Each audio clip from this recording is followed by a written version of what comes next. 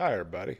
Let's fly into Albany, Wisconsin. The airport here is pretty quiet, and that might be because it advertises only 1,675 feet of turf runway. This field is actually pretty benign. Albany's airport is public, identifier 54 Whiskey. Here's the page from the Wisconsin Airport Directory. Thing is, the airport actually owns the overrun areas to the east and to the west of the threshold markers. I heard about this by word of mouth, but I double-checked it with the actual property ownership records and the Greene County GIS system. So there's actually more than 2,700 feet of airport property available to you.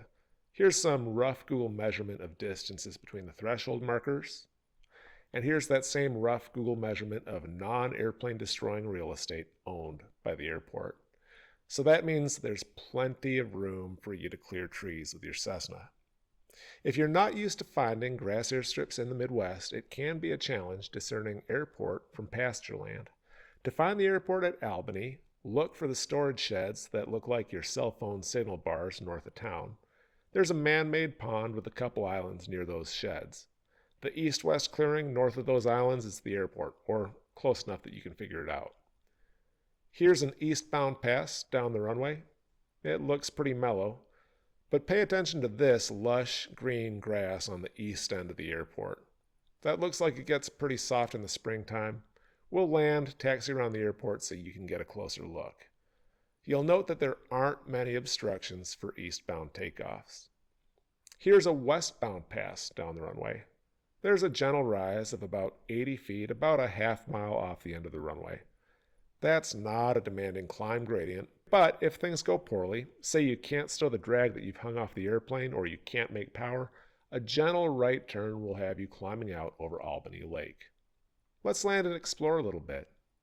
Taxiing down to the east end of the airport, you can see the departure area is pretty clear.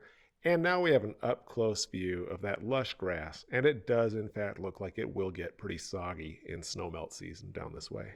Over here on the west end of the airport, you can see the overrun area is pretty smooth, and from this angle you can get a pretty good idea of what the departure corridors look like.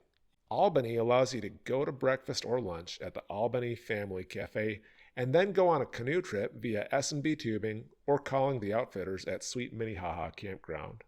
They'll run up a canoe and shuttle you back into town after you paddle downstream. If you have folding bikes, you can get onto the Sugar River State Trail right by the airport. Located only 26 miles south of Madison and 80 miles northwest of Chicago, a lunch and kayaking day is only about 1 hour Cessna flight away from most of southern Wisconsin and northern Illinois. Small public airports are going away. And unless we have an excuse to fly in and spend our money in the local economy, it's only a matter of time until airports like these get turned into subdivisions or data centers. Thanks for your time.